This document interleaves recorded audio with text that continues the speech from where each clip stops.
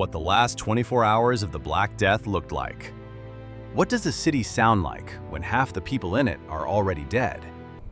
Imagine walking through a street you've known your entire life. Same stone walls, same church tower against the sky.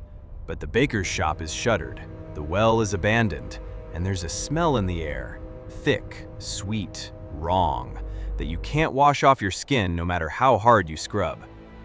Today, you're going to see what the last 24 hours of the Black Death actually looked like.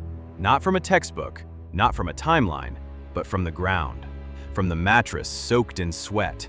From the doorway where a mother stood deciding whether to stay or run. This is 1348, and by tomorrow morning, everything will be different. What we know about the final phase of the plague in a medieval town comes from a handful of sources that survived the chaos. Parish burial records, monastery chronicles, a few letters from physicians who stayed behind when everyone else fled. One of the most detailed accounts comes from a Florentine notary named Marchione di Coppo Stefani, who described the collapse of his city with surgical precision. Another comes from the papal physician Guy de Chauliac, who watched Avignon disintegrate and somehow lived to write about it. Between them, and dozens of fragmented records from England, France, Sicily, and the German states, we can reconstruct something extraordinary. Not just what the plague did to the body, but what it did to the day, hour by hour, decision by decision. And that's exactly what this video is about. Let's call him Edouard. He's not a lord, not a soldier. He's a tanner in a town of maybe 2,000 souls, somewhere in the Rhône Valley, southern France. He's 41. He has a wife named Marguerite, 2 surviving children, a boy of 12 and a girl of 7, and a small workshop that smells of lime and wet leather every hour of every day. He goes to Mass on Sundays. He pays his tithe. He drinks too much on feast days and argues with his brother about a shared plot of land near the river. In other words, he's just a guy, living his life, doing his work, trying to keep his family fed in a world that gives ordinary people very little room to breathe. But here's what matters. Edouard has been watching the plague creep closer for weeks. He's heard the rumors from Marseille. Entire neighborhoods emptied. Ships arriving in port with no one alive on board. Priests refusing last rites.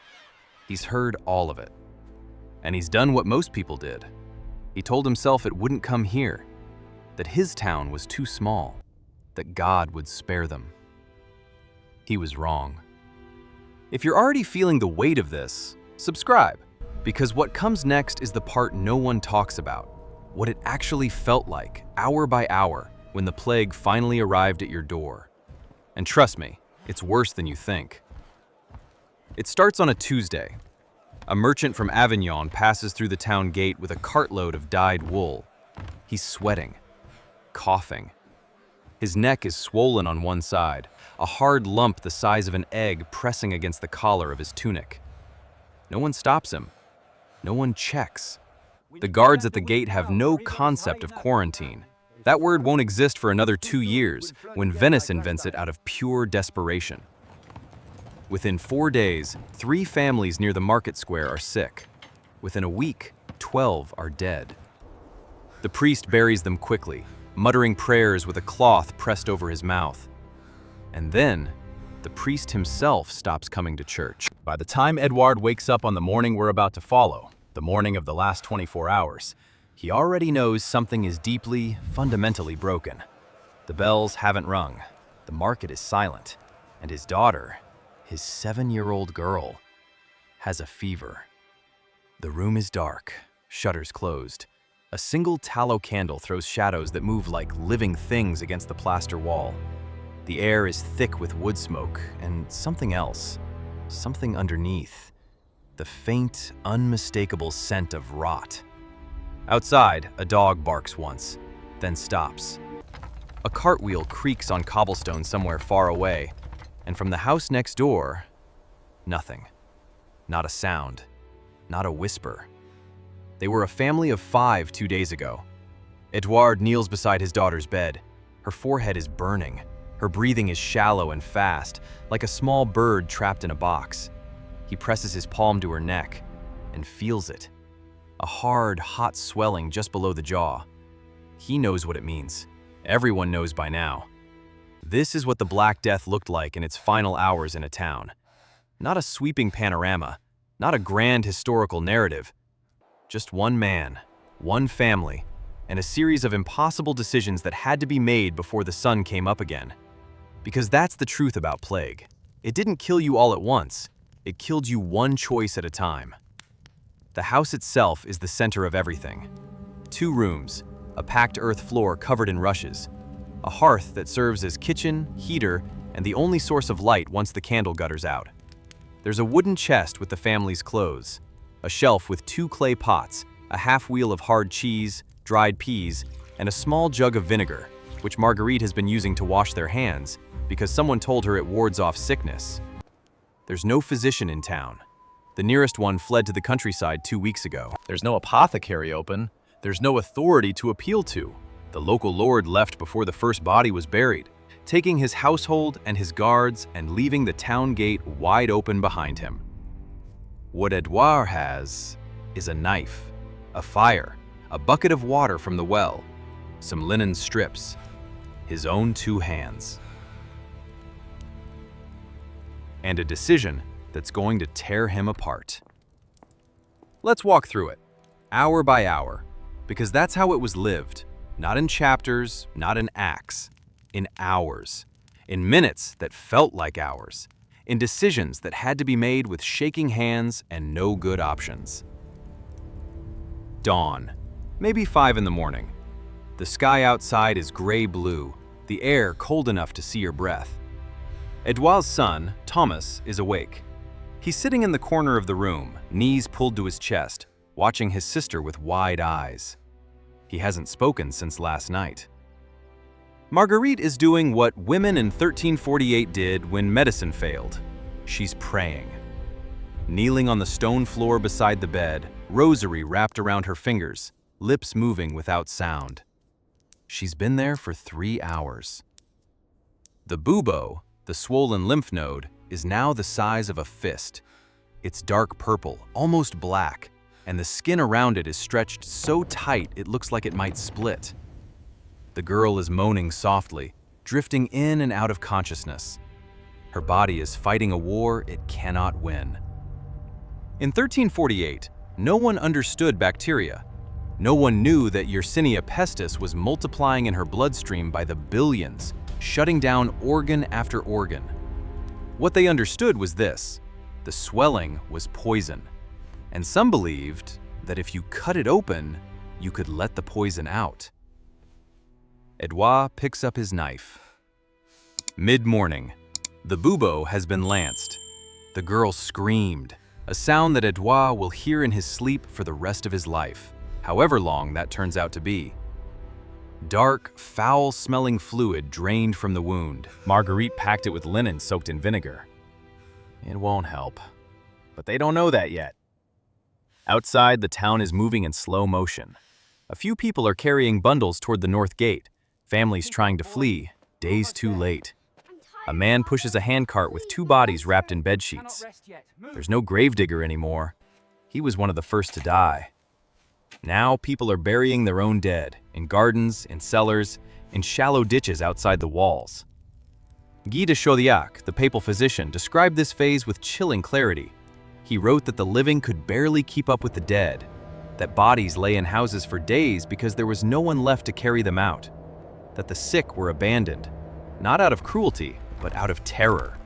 Pure, primal, animal terror. This kind of research takes weeks to piece together, cross-referencing chronicles, medical texts, burial records. If this is giving you a picture of the plague you've never seen before, drop a like.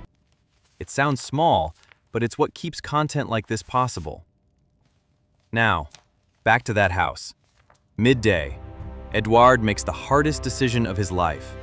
He tells Thomas to leave. Not forever, not far, just away from the house. To the old stone barn at the edge of town, where they kept goats before the sickness came. He packs a bundle, bread, cheese, a blanket, his own woolen cloak. He tells the boy to stay there, to not come back until someone comes for him, to not let anyone inside. Thomas doesn't cry. He's 12, he understands. He takes the bundle and walks to the door. He looks back once, and then he's gone. This was real.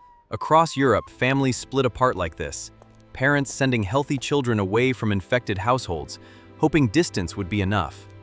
Sometimes it worked. Often it just meant the children died alone instead of together. Marchione di Coppo Stefani wrote that in Florence, a father would not tend to his sick son. That sounds monstrous, until you understand that tending to the sick was a death sentence in itself. Afternoon. The girl's fever spikes. Her skin is blotched with dark patches, the hemorrhagic bruising that gives the plague its name, the Black Death. Capillaries bursting under the skin as the body begins to shut down. She's no longer conscious. Her breathing is ragged, uneven, each exhale a rattle that fills the small room. Marguerite has stopped praying. She's just holding the girl's hand now, sitting very still, very quiet. Like if she doesn't move, time might stop. Edouard steps outside. The light hurts his eyes. The street is empty except for a thin dog nosing through refuse near the tanner's yard, his own yard. The smell of the curing hides mixes with something else now, something that has seeped into the stones themselves.